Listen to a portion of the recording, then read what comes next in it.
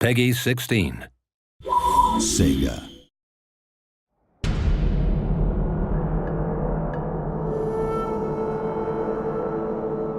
Ladies and gentlemen, boys and girls, welcome to another Total War Shogun 2 battle report. I'm joined today by Mr. Gamanan Sananasan, and say hello, Ingemar, to all the people at home. Hello, every people at home. And today I'll be fighting a battle against Shogun 2's AI, and I'm playing a defensive siege scenario. You can see here that I'm defending a rather large, sprawling castle. This castle is built on a mountaintop. It has a sheer drop at the back. Of course, however, there is a single small route around the back of the castle using this bridge right here, and this waterfall, which we're bouncing over very deftly. The castles in Shogun 2 can of course be upgraded, giving you more and more different areas to defend, and indeed different defensive structures, and I've got a very high level one to defend today. Now the AI will be approaching me from any number of angles, about 180 degrees in front of the castle. So Ingemar, at this stage of the battle, what's the AI going to be looking to do? Well, there are a number of options there. Mostly it's going to try and surprise you and kind of take advantage of your weak flanks, or concentrate all its forces Weak in a flanks? I have no weak flanks, Mr. Ingemar! Well, there's one on your left right there. But it might not go for that. It might come for like full force, head on.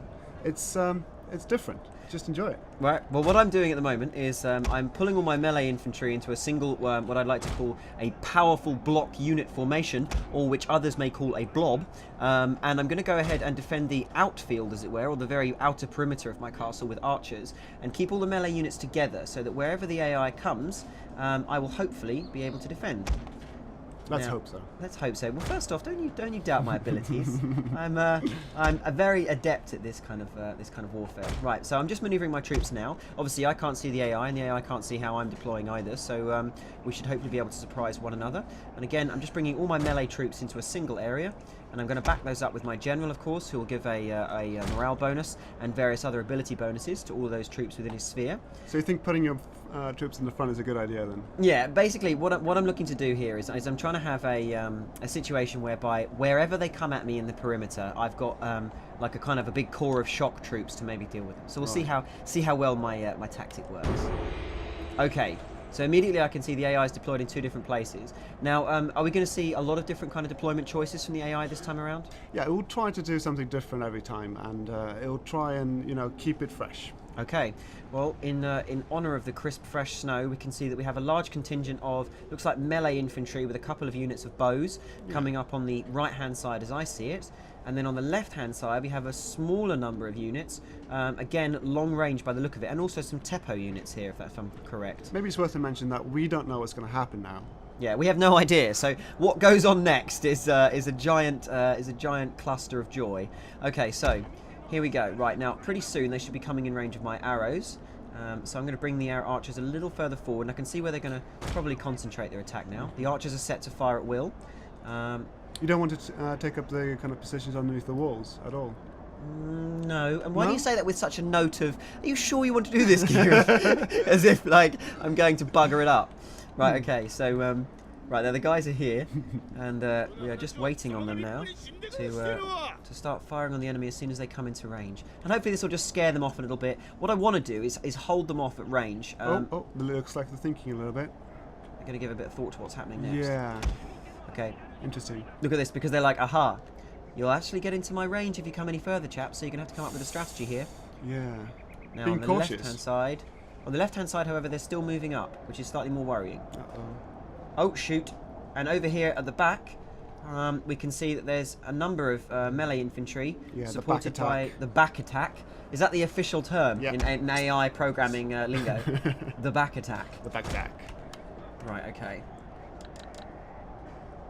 I'm, of course, led by the valiant Takeda Shinjin. See, they might not always come from that direction. They may well not, but now they have. So what I want to do is I want to serve them some casualties as they kind of march uphill, and see how the others are doing. Right, the others have held position. So they're no, they're coming forwards. Okay, so they're coming forwards on the right, and of course we have this sneaky back attack as well. And it looks like they're moving up the hill to the left-hand side too. But the right is my immediate concern, so I'm going to go ahead and redeploy my archers in position to do a bit more damage there. I cannot let those melee infantry get to the walls. So you can see what it's doing. It's doing blades first on the right-hand side, it's doing arrows on the left-hand side, and then the back attack. The back attack and the blades first maneuver.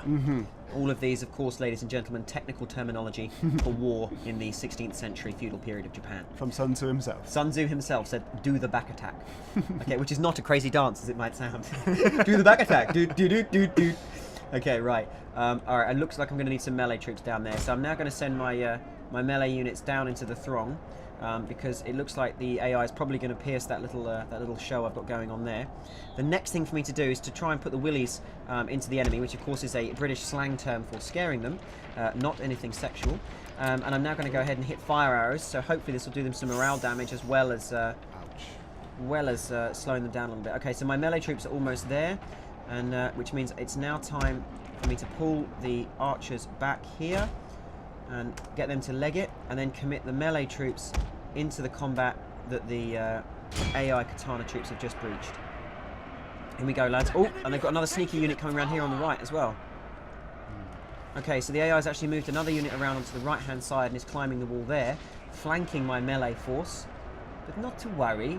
Oh, you cowardly buggers. Okay, so you can see now that both of my archery units, I didn't pull them back fast enough, and now they're getting pounded. Right, so how does the AI kind of switch from an initial to a secondary stage strategy? What's it going to be looking to do, like in its kind of phase 2 attack now it's breached the walls? Well, obviously the blades come first over the walls because they're the best troops to engage with first in terms of morale and kind of melee combat.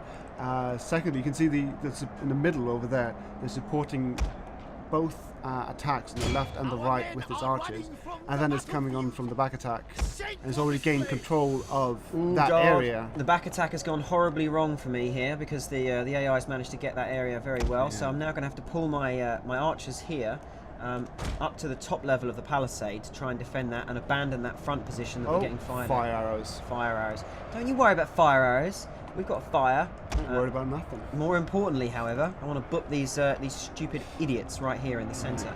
Right, so I'm going to pick the enemy unit that's got the weakest morale, this one here with the red bar.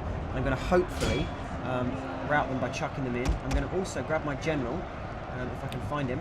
Unfortunately, I believe he's been killed. Ah, my general's routing. Bugger. And now with my general rout, you'll see that the vast majority of my infantry also rout, having seen my general be killed by a stray arrow from the outfield.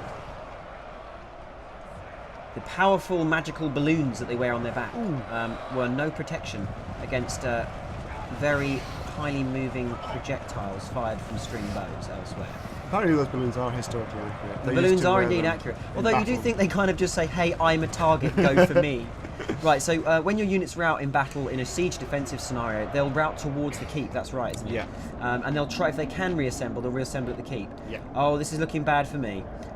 We can see now that even my my initial rush to get my archers to defend that wall that the AI has taken via the sneak back attack hasn't gone very well. And my archers are now getting very nastily cut to pieces in hand-to-hand combat. Of course, archers and hand-to-hand combat don't necessarily go together very well. They are archers, but they are also samurais. Oh, and the enemy is capturing this point.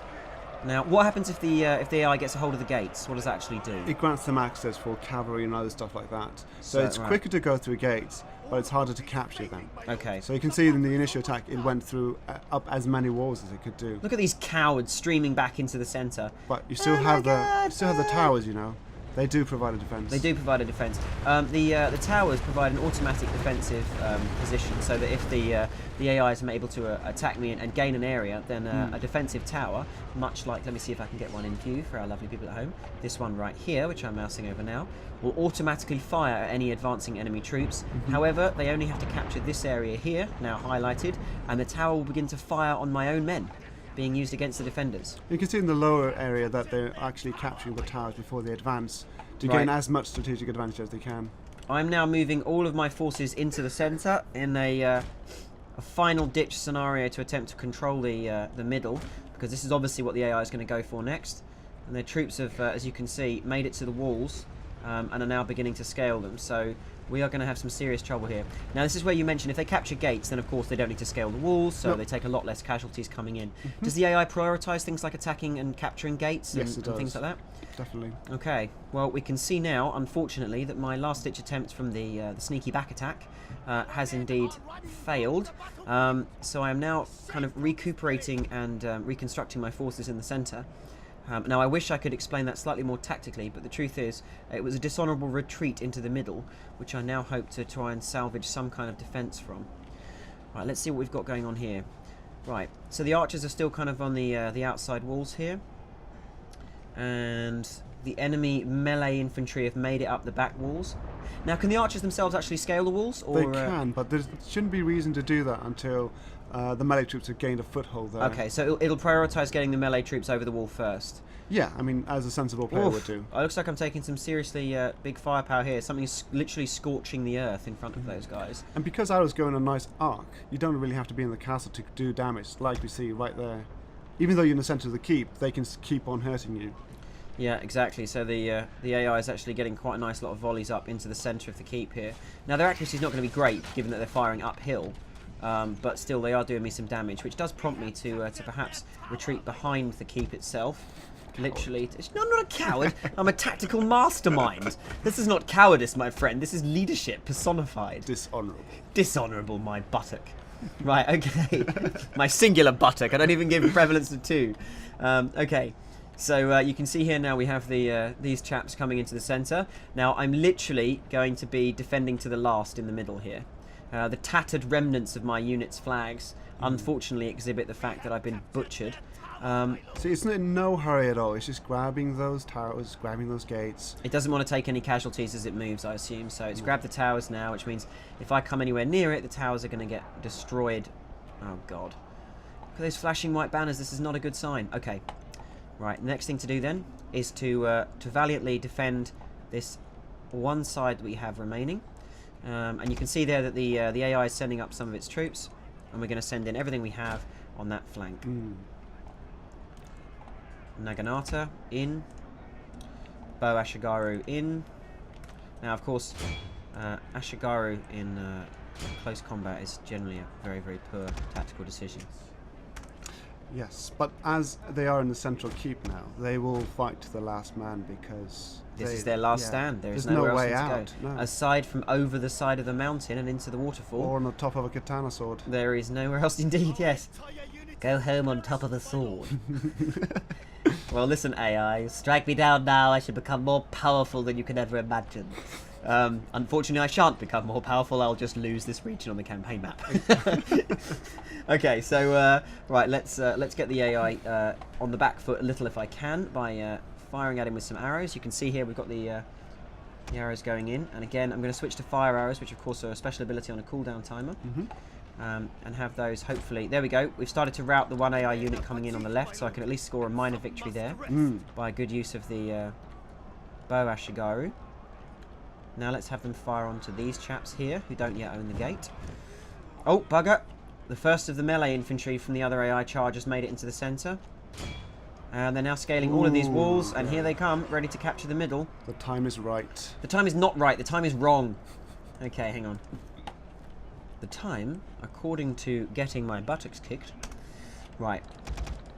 Okay, the AI melee infantry on the left is now not much more of a threat. However, this large force moving in on the right is. I still need to keep what remains of my army behind the keep to stop them getting pounded by all those archers out the front, which are in a very handy position. But there is nothing remaining to do aside from stick everybody in melee mode and throw them in. This is what we call the last ditch. Here we go, lads. Look at these.